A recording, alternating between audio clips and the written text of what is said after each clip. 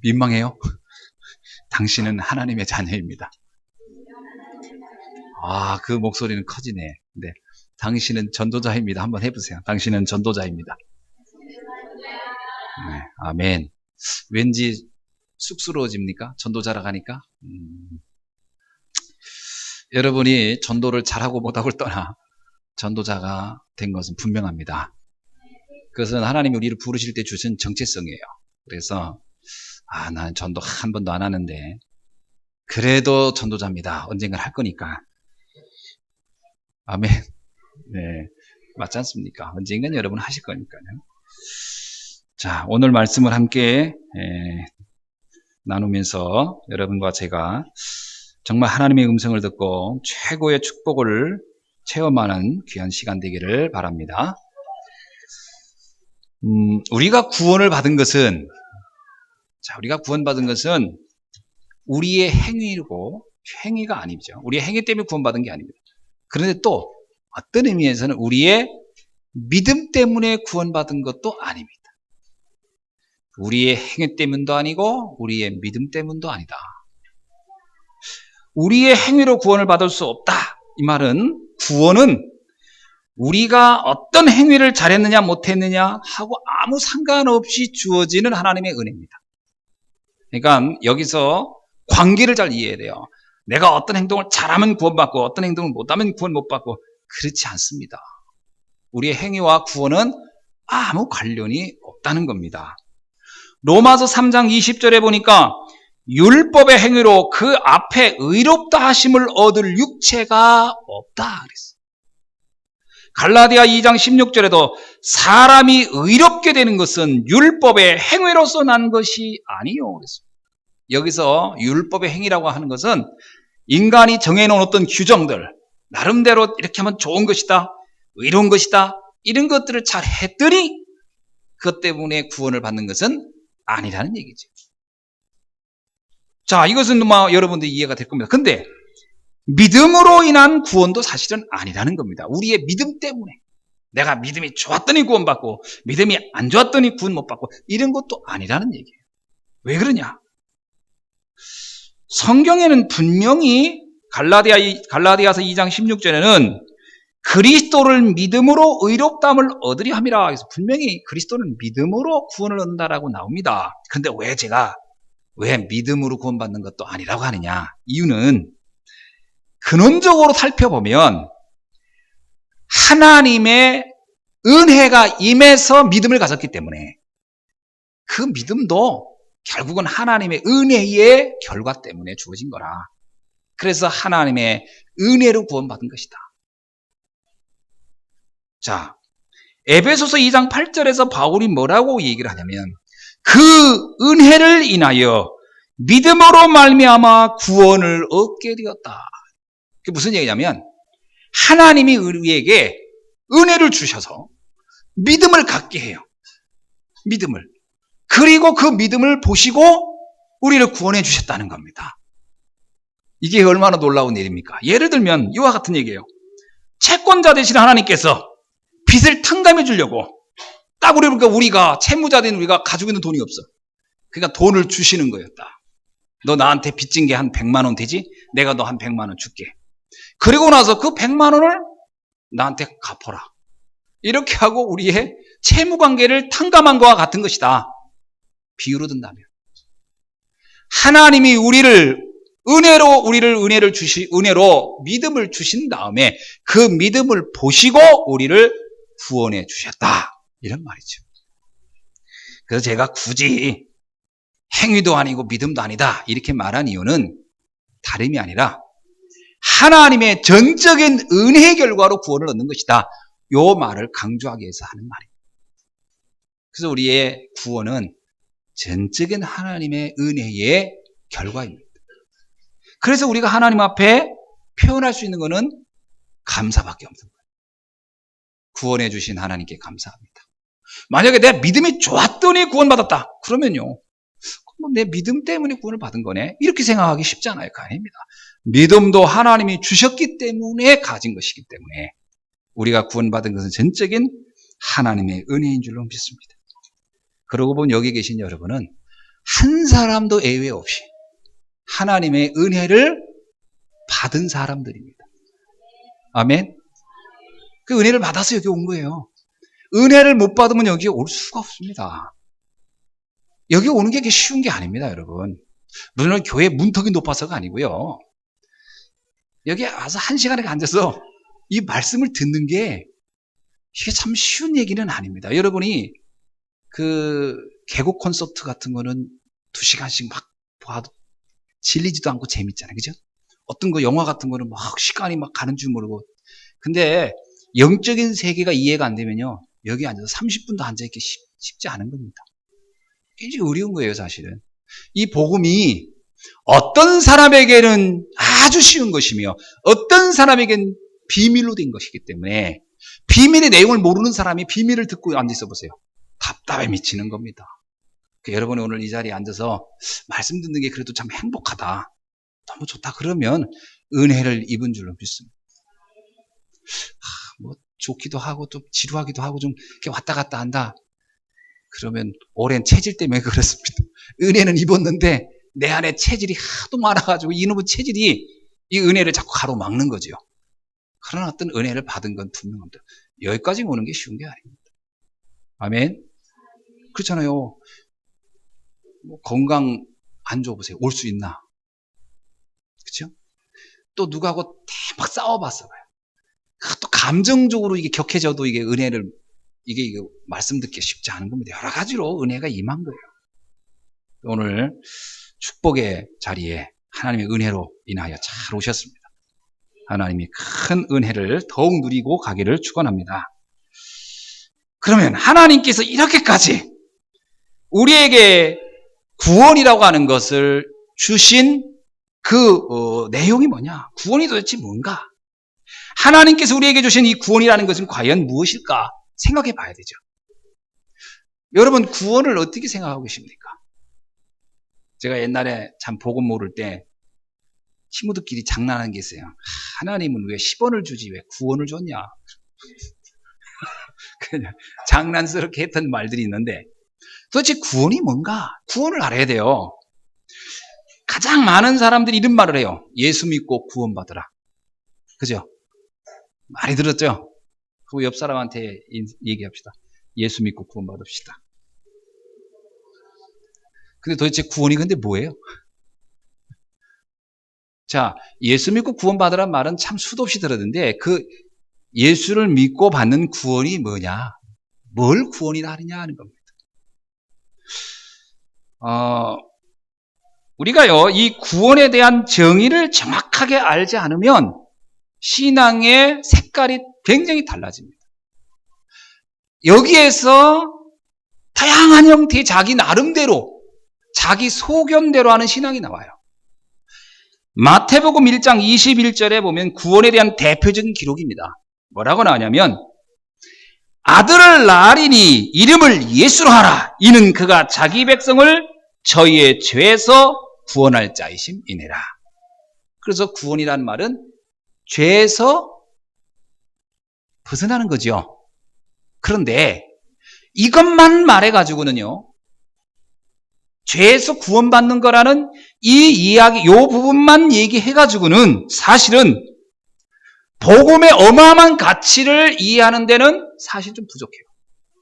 구원의 가치를 이해하는 데는 부족합니다. 왜 그러냐? 그럼 이 말씀이 틀렸단 말이냐? 그게 아니고 우리들이 가지고 있는 오래된 편견과 잘못된 세계관 때문에 죄에서 구원을 얻는다라는 이 성경의 말씀이 갖는 입체적인 의미를 해석을 잘 못한다는 거예요. 성경에 나타난 구원에 관한 메시지를 여러 군데에서 볼 수 있는데 대표적인 건 몇 군데를 제가 한번 여러분에게 소개해 드리겠습니다. 마태복음 9장 21절에 보면 혈루증 여인이 어느 날 예수님이 지나가는데 옷을 딱 잡았어요. 그랬더니 이 여인이 잡은 게 예수님께서 예수님 안에서 어떤 능력이 빠져나간 것을 깨닫고 나서 가던 길을 멈춰서 그 여인을 쳐다봤다고 그래요. 그리고 뭐라고 하냐면은 그 여인을 보면서 네가 오늘 구원을 받았다. 그래서 그 즉시로 혈루증이 나았다. 이렇게 나와요. 여기서 예수님이 구원을 받았다라고 할 때 그 부분은 어떤 거냐면요. 불치병에서 치유받는 것을 내포하는 의미가 있습니다. 그죠? 구원. 불치병에서 벗어난 겁니다. 자, 또 하나. 마태복음 10장 22절 제자들에게 이런 말이에요. 너희들이 끝까지 견디는 자는 구원을 얻으리라. 그 구원은 모든 환난에서 건짐을 받는다. 이런 표현입니다. 한쪽에서는 불치병에서 치유받는 게 구원이고 또 한쪽에서는 환난에서 이겨내는 것을 구원이다. 이렇게 표현하고 있어요.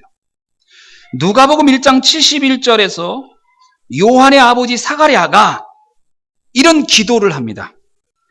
우리의 원수에게서와 우리를 미워하는 모든 자의 손에서 구원하시는 이를 보라. 여기서 구원은 사단이라는 소나기에서 건져냄을 받는 것을 구원이라고 설명하고 있어요. 바울은 골로새서 1장 13절로 14절에서 이렇게 표현을 합니다. 흑암의 권세에서 건져 나와 하나님 아들의 나라로 옮겼으며 그 아들 안에서 속량 곧 죄사함을 받았느니라.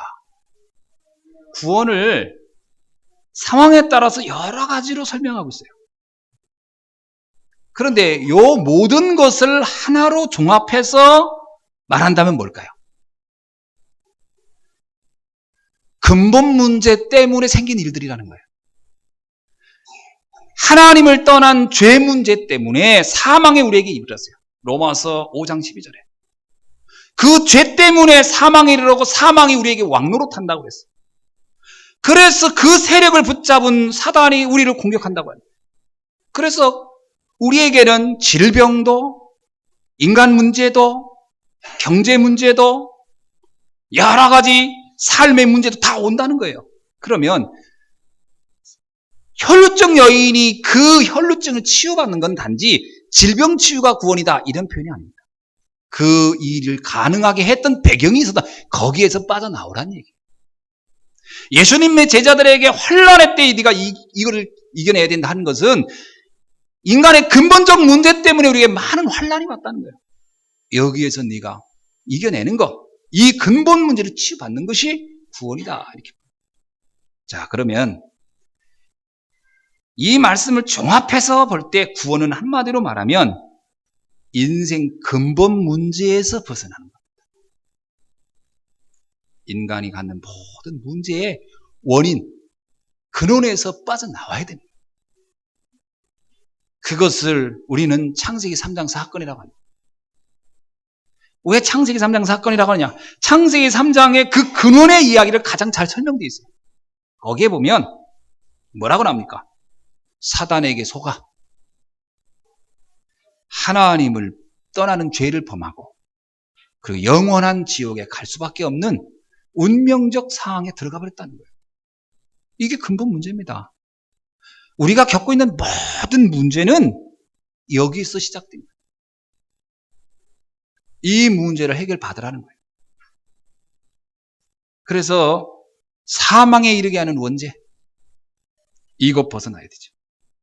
지금도 우리를 붙잡고 역사하고 있는 왕노릇하는 사단의 권세, 여기서 벗어나야 됩니다. 왜 우리가 매일 시달리고 왜 우리가 매일 근심 걱정 속에 있느냐?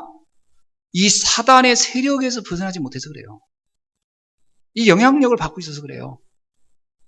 그게 별것도 아닌데, 지나고 가면 별것도 아닌데 지금은 그게 어마어마한 문제처럼 느껴지고 그 안에서 내 꼼짝을 못해요. 그것 때문에 어떤 사람은 못 살겠다 이러기도 하고요. 이게요, 지나고 나면 여러분 우리 인생 문제 거의 99% 지나고 나면 아무것도 아니었어요. 그 당시에는 그게 나한테 큰 문제처럼 느껴진다면 그게 사단의 영향력 속에 있어서 그래요. 벗어버려야 됩니다. 아무것도 아니라고 느껴질 만큼 그래야 구원이라는 것이 사실적으로 나한테 피부로 와닿아요. 구원을 단지 죄에서 벗어나는 것이다. 맞는 말입니다. 틀린 말이 아니에요. 그러나 그 말 속에 담겨진 많은 영적인 의미와 삶에 대한 부분들에 대해서는 캐치가 안 되는 거예요.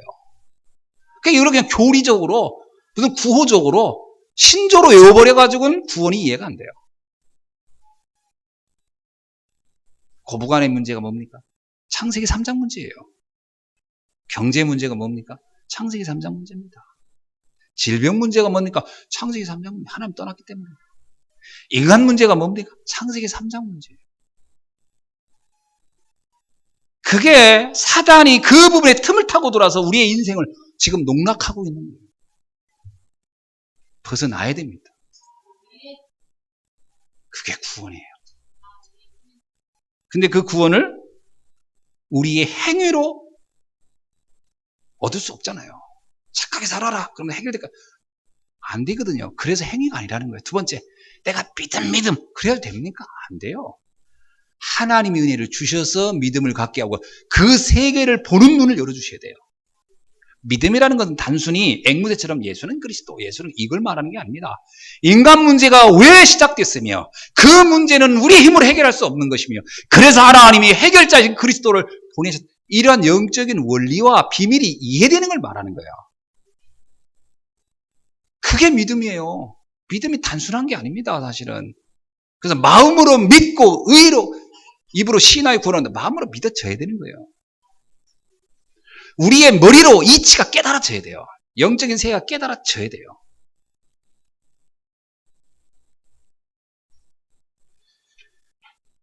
오늘 이 말씀이 여러분의 인생에 답이 되기를 주 여러분 축원합니다. 답이 돼야 돼요. 그렇구나. 그런데요, 불신자들은 이 문제를 거의 모르죠. 그래서 현한하고, 그러니까 눈에 보이는 거하고 싸웁니다. 불신자들은 원죄, 사단, 지옥 이런 얘기하면 우습다고 해요. 말 같지도 않다고 그래요. 그래요, 좋다. 불신자는 그렇다 합시다. 문제는 기독교인이에요. 문제는 성도들이에요. 성도들조차도 이 문제를 심각하게 이해를 안 해요. 매일 무너지면서, 매일 당하면서, 그러면서 매일 불신자와 똑같이 인간적인 방법을 써서 그걸 어떻게 해결해 보려고 절대 해결이 안 됩니다. 죽었다 깨어나도 해결이 안 돼요. 인간적인 방법으로는. 자기가 얼마나 약한 존재냐면 끊임없이 속으면서도 못 알아들을 만큼, 못 깨달을 만큼 어리석은 게 인간이에요. 하나님의 은혜가 임해야 돼요. 나는 성도들도요, 늘 돈 걱정, 건강 걱정, 사랑 걱정. 그것만 전부인 줄 알아요. 돈 없으면 벌벌벌. 건강 잃으면 벌벌벌. 좀 사람이 좀 잃어버리면 벌벌벌. 그건 중요한 게 아닙니다, 사실은. 그거는 일어나는 현상인 거예요. 그것이 끊임없이 일어나는 본질을 알아야 돼요. 전 나무를 볼 때 그걸 많이 느껴요. 나무에 잎사귀가 누래지고 과실이 병들고 그거 매일 잘라내고 그거 하면 해결이 안 됩니다. 뿌리를 봐야 돼요. 뿌리가 병들어 있으면요, 백날 해도 안 돼 있어요. 근원적으로 보이지 않는 세계가 이미 병들었는데 나타나는 현상부터 맨날 울고불고 진다고 그게 해결됩니까? 해결이 안 된다니까요. 근본으로 들어가야 돼요. 근데 근본으로 내가 들어갈 수 있냐고요? 못 들어갑니다. 우리는 그게 안 보여요. 안 보여요. 그래서 행위로 안 된다는 거예요. 그 근본이 눈으로 감지가 안 돼요. 느껴지지도 않아요. 체험되지도 않아요.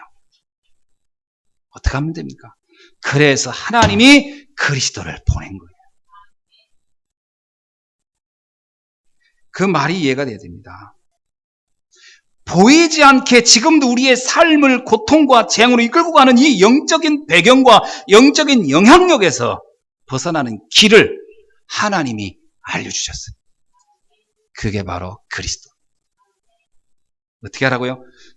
그리스도가 이 문제를 해결할 유일한 길이라고 믿으라는 거예요. 그리고 그분에게 기도하라는 거예요. 그런데요, 이 간단한 원리를 적용을 안 해요, 성도들이. 어느 정도 얼마나 아느냐? 시달리면서도 기도는 절대 안 해요. 참 신기하지요. 어려움을 겪으면서도 기도는 안 해요. 참, 언제까지 안 하는지는 모르겠어요. 그러니까 이러더라고요. 다 무너지고 나서 그때 오는 찬송가가 있어요. 천부여 의지없소서 손들고 옵니다. 그거는 비참한 찬송가에 어떻게 보면 다 무너지고 오니까 사람이 다 무너지면 그때 철드는 거거든. 아이고 그랬구나. 이거 몸부림쳐도 힘써도 안 됐구나. 그래서 하나님밖에 없구나. 그러고 손들고 너무 늦다는 거예요. 미리 알고 있어요. 여러분, 틈을 보이지 말라는 얘기는 무너지기 전에 대비하라는 얘기예요. 다 무너진 다음에 그때 가서 하지 말고. 여러분이 지금 하나님이 우리에게 준 어마어마한 축복의 방법을 꼭 언약으로 잡으셔야 돼요. 특히 우리 랩런트들이요. 인생 문제에 고민이 많고 뭐 안 된다, 어떻게 해야 될지 살지 모르겠다. 근데 참 답답한 거는 물어보면 답도 없으면서 또 맨 고민만 하고 앉아 있어요. 해결도 못해요, 자기 힘으로. 이러면 딱 공부 열심히 해서. 공부가 돼야지. 열심히 기능이 있어야지. 전문성이 뭐 찾아져야지. 아무것도 없잖아요. 그러면서 세월만 보내고 있는 거예요, 걱정하면서. 그러면 안 되거든요. 하나님께 기도하시기 바랍니다. 하나님, 나에 대한 계획은 뭡니까? 나는 어떻게 살아야 됩니까? 나는 어떤 식으로 이 삶을 살아가면 되겠습니까? 나에게 길을 열어줘. 기도를 하셔야 되거든요. 정말 믿고 조금만 기도해 보라고요. 하나님이 놀랍게 깨닫도록 해줘요. 왜냐하면 하나님은 그렇게 약속했어요. 내가 무엇이든지 내게 구하면 내가 이루리라. 약속을 한 거거든요. 그럼 하나님이 거짓말하는 겁니까? 속된 말로 뻥친 겁니까? 아니잖아요. 그런데 기도를 안 하고 근심만 하고 있으면 거의 곤란한 거예요. 그래서 뭐야? 빌립보서 말하자. 너희는 아무것도 염려하지 말고, 아멘? 기도하라, 내게. 여러분, 염려와 기도는 완전히 다른 겁니다. 정반대의 세계예요. 뭘 선택하겠습니까?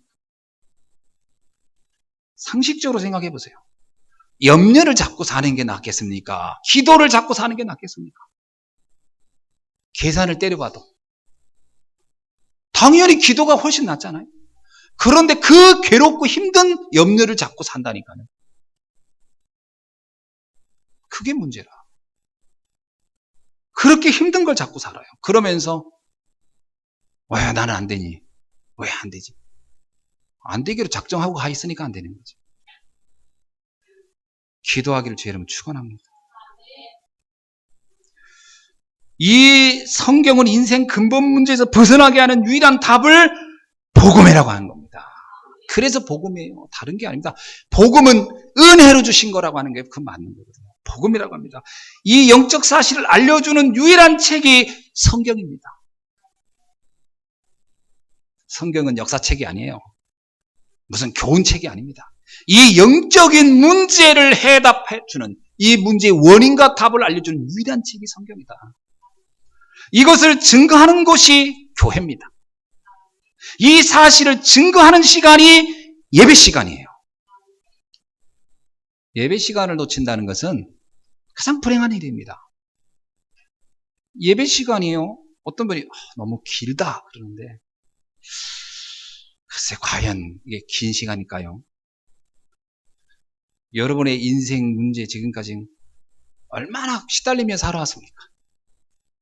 얼마나 수고가 많으십니까?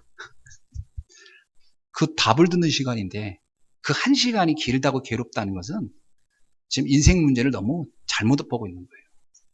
이게 괴로우면 여러분의 나머지 인생은 한없이 어려워질 겁니다. 여기서 명확한 답을 잡으셔야 돼요. 일주일 동안에 딱 한 시간 말씀 듣는 거거든요. 이거 가지고 한 일주일의 시간을 어떻게 사냐? 승패가 여기 달려있어요. 예배를 놓치는 것은 내 인생 일주일의 인생을 포기하는 겁니다. 어떤 면에서는 예배 시간을 성공하라 마라 이 말도 사실은 별로 할 필요가 없어요. 내 인생을 안다면 이 말은 굳이 쓸데없는 말이 되는 거예요.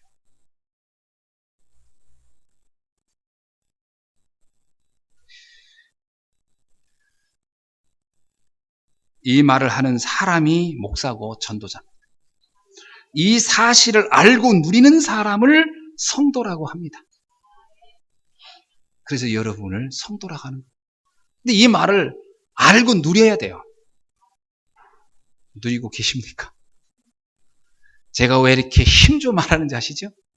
여러분은 축복을 누리며 살 자격이 있는 사람들이고 여러분은 행복할 자격이 있는 사람이고 행복할 길을 알려주셨어요. 그런데 내각을 막고 앉아 있는 거예요. 그걸 쳐다보고 있는 사람으로선 답답하기 이를 데가 없는 거예요. 깝깝하기 이를 데 없는 것이고, 그래서 참 조박아서 될 수도 있는 거고 해서 목소리만 높이고 있는 겁니다. 자, 오늘 말씀을 한번 살펴봅시다. 예수님이 얼마나 깝깝하셨으면 오늘 말씀의 내용을 읽어보세요. 예수님이 말씀이 굉장히 강합니다. 그래서 제가 전에 얘기했죠. 저는 설교를 사납게 해야 되겠다고 마음을 먹었다고. 예수님 설교를 들어보세요. 사납습니다. 뭐라고 하시죠? 31절 한번 볼게요. 내가 너에게 이르노니 사람에 대한 모든 죄와 모독은 사하심을 얻되 성령을 모독하는 것은 사하심을 얻지 못하겠고, 또 누구든지 말로 인자를 거역하면 사하심을 얻되 누구든지 말로 성령을 거역하면 이 세상과 오는 세상에서도 사하심을 얻지 못하리라. 굉장히 강하죠? 제가 아무리 설교를 강하게 해도 예수님만큼 강하게 못합니다. 예수님이 참 엄청난 설교를 하셨어요. 자, 여기에 보면은 용서받지 못하는 죄가 있다는 거예요. 우리가 이걸 조심해야 되겠죠. 이걸 피해야 되겠죠. 이걸 경계해야 되겠죠. 용서받지 못할 죄가 있었다고 하니까요. 자, 이거를 우리는 가장 심각한 영적 죄라고 말할 수 있겠죠. 과연 용서받지 못한 죄는 뭔가? 그럼 31절 한번 봅시다. 자, 우리 생각을 좀 오늘 이 시간 확 바꿔야 돼요. 내가 너에게 이르노니 사람에 대한 모든 죄와 모든 모독은 어떻다? 사하심을 얻는다. 그렇습니다. 이거부터 알고 있어요. 인간관계로 생긴 문제, 아무리 심한 범죄라도 이것은 하나님 앞에 회개만 하면 용서가 된다는 거예요. 억울한 분 있습니까? 감사하지 않아요? 인간적인 문제는 아무리 심한 죄도 용서된다는 거예요. 회개하면. 여러분, 대표적인 인물이 누구냐? 다윗이야. 다윗은 인간적으로 보면 두 가지 엄청난 죄를 저질렀어요. 하나는 간음을 했고 또 하나는 살인을 했어요. 인간과 관계에서 일어난 일들이. 근데 이 부분은 용서를 받았어요. 예수님이 마지막 죽으실 때 오른쪽 강도가 평생 강도짓 하고 얼마나 인간관계 나쁘게 했겠습니까? 나쁜 짓을 온갖 다 했죠. 근데 그 사람의 죄가 용서를 받습니다. 인간관계의 죄는 하나님이 볼 때 심각한 죄로 보지 않아요. 요한일서 1장 9절에 보니까 만일 우리가 우리의 죄를 자백하면 저는 미쁘시고 의로우사 우리의 죄를 사하시며 모든 불의에서 우리를 깨끗게 하실 것이요. 그래서 우리가 지금까지 살아오면서 저는 너무 죄가 많아서요. 다 용서받을 수 있습니다. 어떤 분이 전 술을 하도 먹어서 교회를 못 가요. 하나님이 그렇게 쫀쫀합니까? 술 먹었다고 용서 못하고. 저는 담배를 많이 피웠어요. 담배라는 식물을 만드신 분이 하나님이신데 그거를 용서를 못하겠습니까? 그건 그렇게 중요하지 않아요. 그렇다고 죄를 마음껏 지라 이 말입니까? 그게 아니죠. 하나님의 은혜를 얘기하는 겁니다. 다 용서는 안 돼. 그럴 사람이 없다. 자, 그러면 그 눈을 가지고 보세요. 하나님이 용서 못할 사람이 없다고 본다면 우리가 그동안 저 사람은 안 돼. 이 인간은 이리사 라고 했던 수많은 정죄들이 얼마나 잘못되고 틀렸는가를 이해해야 돼요. 그런 생각부터 바꾸셔야 돼요. 하나님의 은혜 주면 되겠구나. 아멘. 나도 됐는데 내가 용서 못하는 건 나의 생각이지 하나님은 용서할 수 있어요.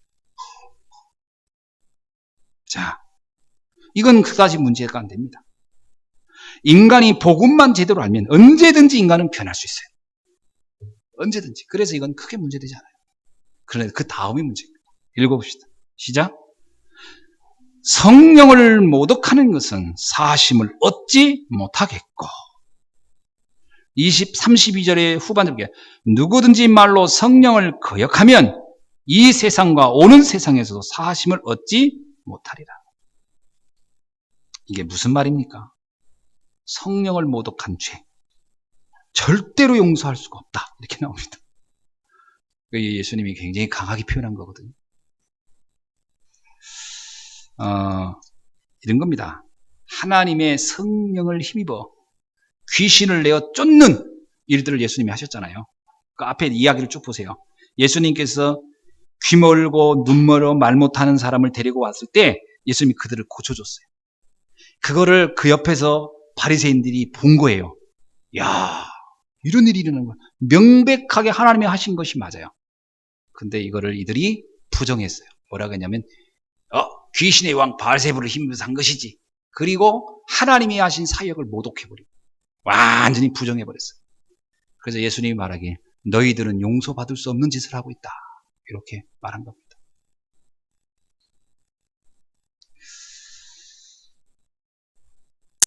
명백한 하나님의 역사 이거를 부정한다면 어떻게 되겠는가?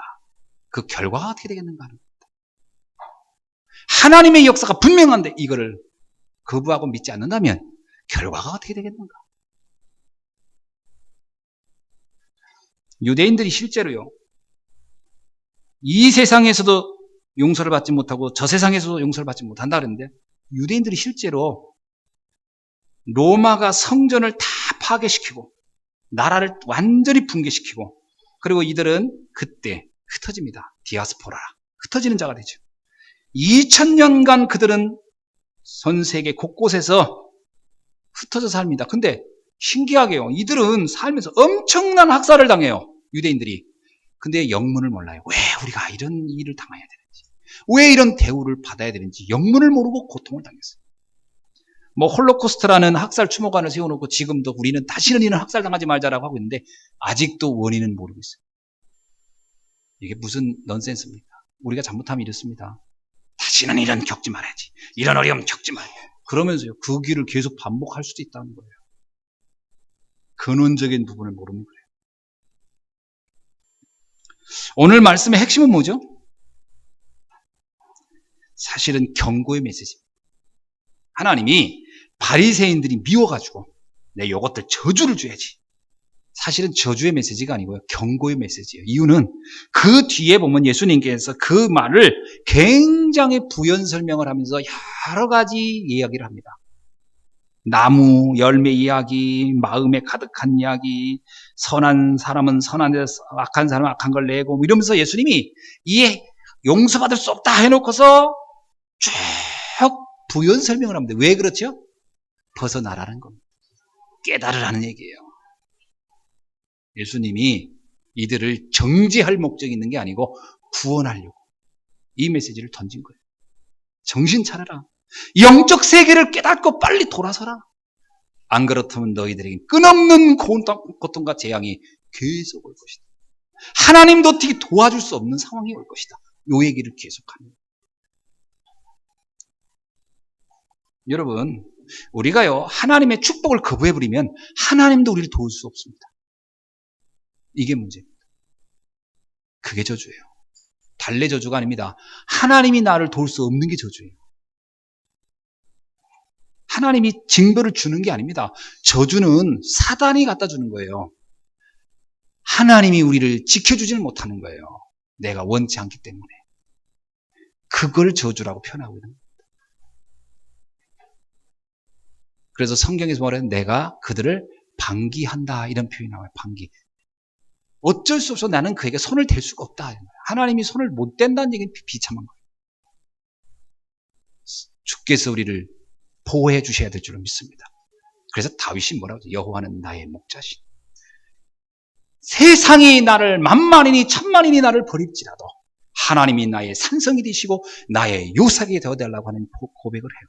하나님이 지키면 끝나는 거예요. 근데 하나님이 나를 멀리 하시면 하나님이 나를 모르신다고 하면 그건 어쩔 수 없는 거예요. 누가 나를 지켜주겠습니까? 이 땅에서. 가장 큰 비극이죠. 우리가 영적인 세계를 알면서요, 성도들 잘 이해하셔야 돼요. 영적인 이런 메시지를 들으면서도 하나님의 도움을 안 받으려고 한다면 누구의 도움을 받겠습니까? 누가 나를 도와줄 수 있어요? 사람이요? 아내가요? 남편이요? 결국은요, 인간은 혼자 있는 거예요. 뭐니 해도 혼자입니다. 같이 죽는 것 같아요, 죽을 때? 설사 교통사로 같이 죽어도요, 각각의 운명인 거예요. 혼자입니다. 누가 나를 도울 수 있겠는가? 그래서 다윗이 그러잖아요. 육신의 아비가 나를 버릴지라도 하나님이 나를 버리지 아니하시나이다. 그 고백이 여러분 돼야 돼요. 이게 이해가 안 되면 자꾸 사람한테 의지하려고, 사람을 통해서 힘을 얻으려고, 사람을 통해서 뭔가 좀 이게 기쁨을 얻으려고 하면 그게 착각입니다. 사람은 그렇게 주지 못해요. 하나님의 은혜를 누리셔야 돼요. 정말로 하나님의 은혜를 여러분이 믿으시면 하나님의 은혜가, 보호가 시작된 줄 믿습니다. 그래서 이런 복음의 사실적 역사를 부정하는 이들에게 다가올 결과를 주님은 알고 있었기 때문에 경고하는 거예요. 빨리 돌아서라. 어떤 의미에서 주님은 이런 얘기죠. 나를 의지하라. 왜 너희들은 나를 알지 못할까? 이 말이거든요. 주님이 여기서 바리새인들의 그 얘기입니다. 성령을 거역하면이란 얘기가 뭐냐면 내가 너를 도와줄 영적인 그 힘과 비밀을 네가 거역하는데 내가 어떻게 너를 도울 수 있겠냐. 오늘 하나님의 능력을 입는 날이 되길 주의 이름으로 축원합니다. 자, 그렇다면 우리가 할 일이 뭡니까? 분명하면서도 명백한 게 있어요. 우리가 정말 성령의 역사를 깨닫고 누리기만 한다면 어떤 결과가 오겠는가 하는 겁니다. 상상할 수 없는 일들이 오는 거예요. 정말로 하나님의 역사를 믿기만 한다면 이 말을 뒤집어서 생각해보세요. 역설적으로. 성령의 거역을 한다는 것이 이렇게 심각한 문제가 오는 거라면 내가 성령의 역사를 의지한다면 내 인생의 축복은 어떻게 오겠는가? 얼마나 엄청나겠는가? 이해가 되십니까? 사실은 그거를 우리가 깨달으셔야 돼요. 무서워. 이게 아닙니다. 이 말씀 보면서 영적으로 잘 깨달아야 돼요. 이거 무섭네. 신앙생활 이건 눌리는데 못 깨달은 거예요. 그게 하나님을 의지한다면. 요한일서 1장 9절에서 뭐라고 합니까? 만일 우리가 우리 죄를 자백하면 저는 미쁘시고 의로우사 우리의 죄를 사하시며 모든 불의에서 우리를 깨끗하게 하실 것이요. 아멘입니까? 네. 요한일서 5장 18절에서 이렇게 말합니다. 하나님께로 난 자마다 범죄치 아니하는 줄 우리가 아노니. 정말 내가 하나님께 난 자가 맞구나. 내가 하나님의 자녀가 맞구나. 라고 고백한다면 우리는 범죄하지 아니하노니. 하나님 우리를 정죄하지 않는다는 얘기죠. 하나님께로 난 자가 저를 지키심에 악한 자가 저를 만지지도 못하느니라. 이게 영적 비밀을 이해하는 자에게 주신 하나님의 약속. 흑암이 너를 만지지도 못하게 하리라. 할렐루야. 여러분 성령의 역사를 믿으시기 바랍니다. 그러면 사단은 여러분을 만지지도 못해요. 여러분에게 재앙을 갖다 줄 수가 없어요. 진짜로 믿고 기도하시길 주의 이름으로 축원합니다. 우리 렘넌트들 이 영적 세계를 정말 믿으시기 바랍니다. 이게 안 보인다고 없는 게 아니에요. 여러분 안 보이는 세계가 존재하는 게 얼마나 많은지 아세요? 실제로 안 보여지지만 실제 하는 게 얼마나 많아요. 지금 지구가 돌고 있는 거 느껴져요? 안 느껴져요? 안 느끼지만 지구는 돌고 있어요. 그것도 엄청난 속도로 돌고 있는 거예요. 우리가 지구에 이렇게 떠나지 않는 것도 땡기는 힘이 분명히 있기 때문에 내가 여기 붙어 있는 거예요. 이게 실제 하는 거에 다 내가 느껴지지 않아서 있는 거지. 왜 존재하는데 존재하지 않다고 하는 게 많아요. 믿으셔야 됩니다. 성령의 역사 분명히 악령의 역사를 보면 알 수 있지 않습니까? 얼마나 답답하면 목사님이 그렇게 했습니까? 진짜 이게 안 믿어지거든. 진짜 심각한 정신병자 있는 정신병원에 가서 한번 가서 한 일주일 이렇게 사역해봐라. 정말 영적 세계가 안 믿으면 무당 좀 몇 번 만나보세요. 그것도 그냥 어디서 학습무당 말고 이렇게 신내림 받은 무당 한번 만나보세요. 악령이라는 게 뭔지 아마 피부로 느껴질 겁니다. 그 세계가 믿어져야 돼요. 그래서 성령이 돕는다는 게 이런 말이구나. 내 운명, 내 마음대로 안 바뀝니다. 하나님이 도우셔야 바뀌어요. 구원이 뭐냐? 한마디로 말하면 운명을 바꾸라는 거예요. 지금까지 살아온 날과 다른 세계가 시작된 것은 거듭나는 거라 그러잖아요. 다시 태어나는 거라 그래요. 여러분, 정말로 그리스도 안에서 성령의 역사를 맛보셔서 거듭나는 새로운 인생이 시작되는 축복이 있어지기를 주님의 이름으로 축원합니다.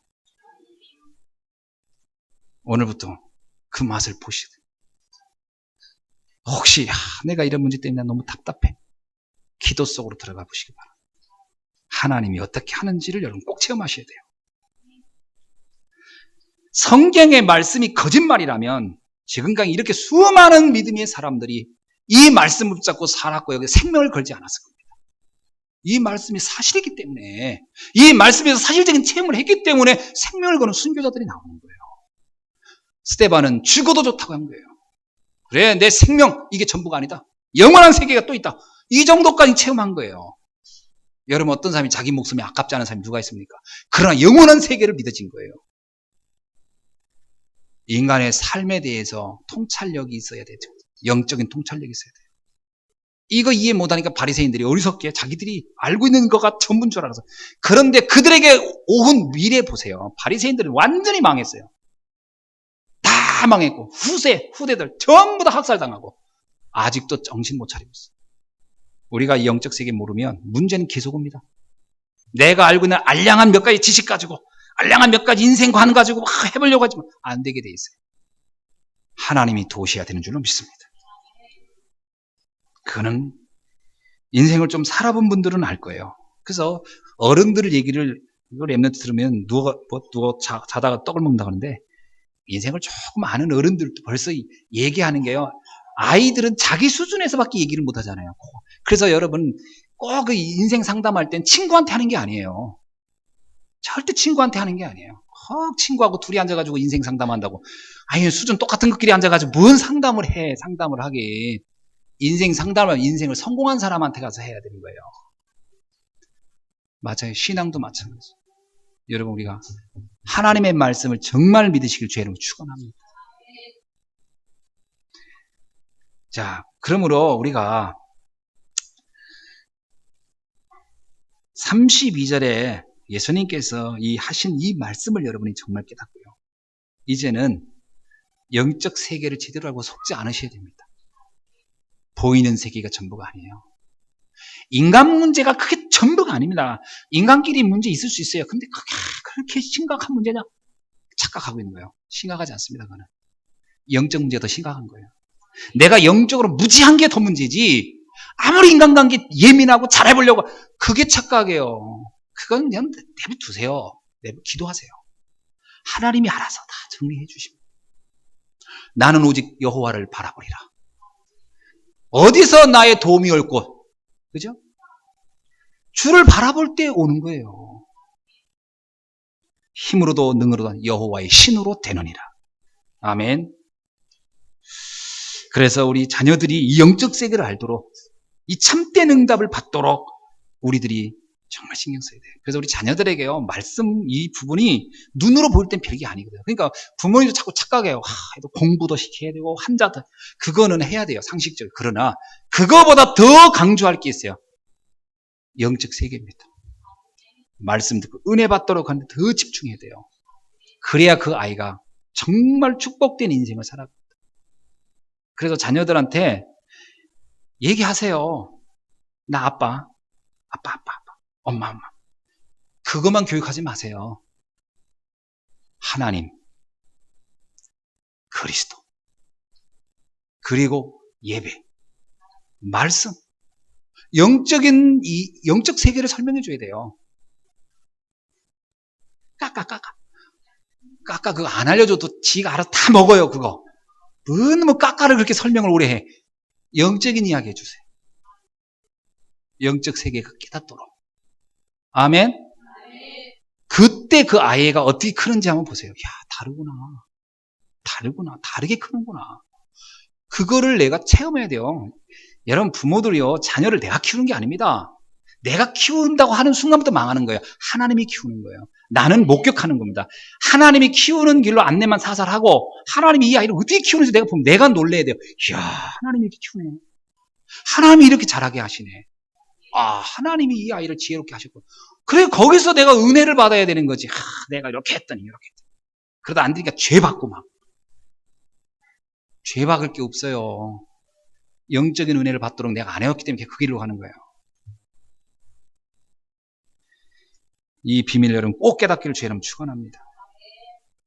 그래서 성령의 역사를 거부했을 때 오는 결과가 이토록 참담하다면 성령의 역사를 인정할 때 그걸 누릴 때 오는 축복의 역사는 어마어마하다는 걸 여러분 꼭 기억하시기를 축원합니다. 그 성령의 역사를 누리는 방법이 바로 그리스도입니다. 그 그리스도를 체험하는 방법이 기도예요. 여러분, 그래서 그 깊은 기도 속으로 들어가기를 주의 이름으로 축원합니다. 그때만이 나의 한계와 굴레를 벗어날 수 있어요. 나의 한계와 굴레가 나의 축복을 가로막고 있어요. 이 한계와 굴레는 너무 많아요. 인간적이고 세상적이고 육신적이고 야망, 동기, 세상 말, 예배에서 나오잖아요. 육신적으로 원하고 마음이 원하는 걸 따라가라. 본질상 진노의 자녀라. 세상이 좋다고 하는 거가 답이 아닙니다. 하나님이 좋다는 걸 가지고 가야 돼요. 그 굴레를 벗어야 돼요. 근데 쉽게 벗어나지 않습니다. 왜? 그게 아주 강한 논리와 이론을 가지고 우리를 자꾸 유혹하기 때문에 어떻게 돼요? 기도 속으로 들어가서 체험해야 돼요.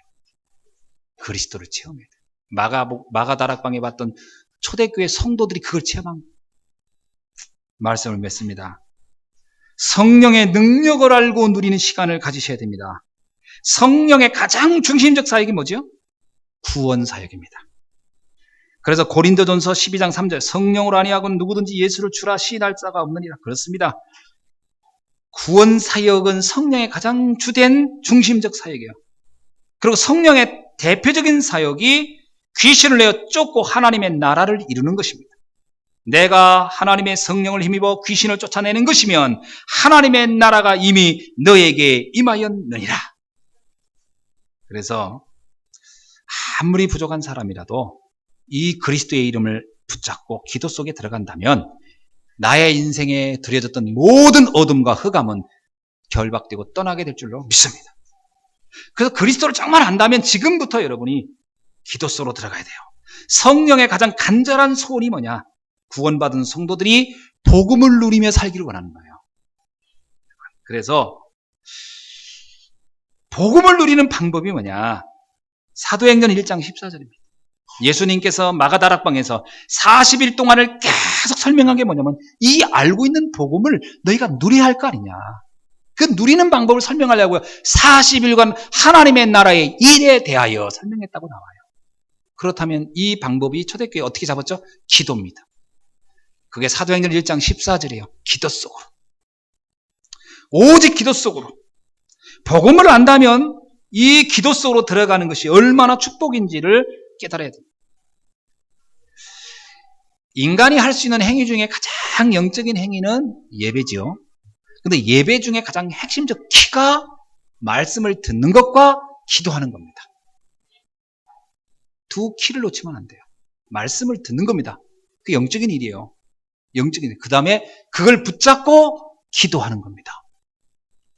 이 두 가지 사역이 이 하나님의 성령의 역사 속에 있습니다. 그래서 모든 것이 생각나게 하고 모든 것이 깨닫게 하고 모든 것이 알도록 하나님은 우리를 계속 역사하신다는 거예요. 그래서 이번에 이 집중에 대한 부분입니다.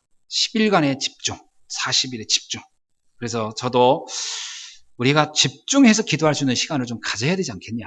이게 좀 필요하겠다. 이런 생각을 하게 됩니다. 그래서 예수님이 제자들을 마가다락방에 모아놓고 10일 동안 그들이 40일 동안 말씀 주고 10일 동안 모여서 그들이 오로지 기도에 힘썼다. 이렇게 하는데 저도 우리 성도님들과 함께 오로지 기도에 힘쓸 수 있는 시간을 좀 한번 가져봐야 되겠다. 그런 생각을 하고 10월 마지막 주부터 한번 10일간 제가 그런 말씀을 전에 드린 적이 있습니다. 30일간 하면 여러분 너무 지칠 것 같고 10일간만 하겠습니다. 10일간만 한번 집중기도를 하고 저녁 시간에 해볼 겁니다. 어떻게 진행하느냐? 진행하는 방법은 간단합니다. 저녁에 모여서 오로지 기도하는 겁니다. 어떻게 기도하느냐? 기도 내용은 딱 하나입니다. 그의 나라와 의를 구하라요. 너희는 먼저 그의 나라와 의를 구하라. 다른 거 구할 것도 없어요. 다른 건 없어도 상관없다 할 정도가 돼야 돼요. 진짜로 어느 날. 그래 주님이면 족하다. 주님은 충분해. 이렇게 단계가 나와야 돼요. 그게 이루어질 수 있도록. 그리고 낮엔 뭐하냐? 밥 먹고 뭐합니까? 육신을 가지고 전도해야지. 그래서 만나는 사람 집에서 가만히 누워서 병들어 있지 않는 한 움직일 거 아닙니까? 누군가를 만나고 그러면 거기에서 꼭 한 명씩 영접하는 거죠. 영접하고 복음 전해보고 그 복음의 능력이 어떻게 이 사람을 변화시키는지 이 현장을 어떻게 바꾸고 있는지를 목격하고 저녁에 모여서 다시 그거 붙잡고 간단하게 포럼하고 또 기도하고 그거만 한 열흘 한번 해보려고. 어떤 일들이 나에게 우리 가정에 우리 가문에 우리 후대에게 나타나는지 사도행전 2장 1절의 역사를 체험해야 되겠죠. 오순절날이 이미 이름에 바람 같은 불 같은 아무도 막을 수 없는 역사를 체험하는 시간 가져봐야 되겠죠. 우리 생애에 이런 일을 한 번 있었다는 것은 행복한 일이죠. 그렇죠? 뭐 군인이 그러더라고. 어느 군 장군이 글을 쓴 거 보니까 월남전을 한번 참전한 것이 내가 군인 생에 이렇게 그날은 막 그렇게 힘들고 그렇게 했지만 군인으로서 자부심을 얻었다. 그렇습니다. 현장을 봐야 되는 거예요. 누구든. 맨날 책상에 앉은 군인이 뭔 군인이 어쩌고 저쩌고 말 떠들겠습니까? 성도도 마찬가지예요. 현장에서 생명운동을 해보고 그걸 붙잡고 정말 기도해본 사람이 말씀이 이런 거고 기도가 이런 거고 전도가 이런 거 말할 게 있지 않겠어요. 그게 나중에요. 두고두고 자손들에게 이렇게 뭔가 자랑거리가 되지 않겠습니까? 여러분에게 이런 축복을 함께 나눌 수 있기를 바랍니다. 기도하겠습니다. 우리를 구원해 주신 하나님 감사합니다. 이 시간 눈에 보이지 않는 성령께서 우리의 가정과 현장에 역사하여 주옵소서. 우리 자녀들에게 성령으로 역사하여 주옵소서. 육신의 것의 전부가 아님을 우리가 알게 하시니 감사합니다. 보여지는 세계에 속지 않게 하시고 보이지 않는 세계의 축복을 붙잡고 승리하게 하옵소서. 특히 오늘 이 시간 병든 자가 있거든 하나님께서 주의 성령으로 역사하여 주시사 그를 붙잡고 있는 병마에서 해방되게 하여 주옵소서. 인간의 문제 때문에 고통당하는 성도가 있습니까? 이 시간 주의 성령께서 그 모든 문제의 답을 가지고 벗어나게 도와 주옵소서. 오늘 이 시간 우리에게 환난의 문제가 있습니까? 환난의 문제에서 이것을 이겨낼 수 있는 담대한 믿음과 힘을 허락하여 주옵소서. 그래서 성령께서 역사하는 것을 사실적으로 체험케 하시고 영원한 축복의 주역이 되게 하옵소서. 살아계신 주 예수 그리스도의 이름으로 기도하옵나이다. 아멘.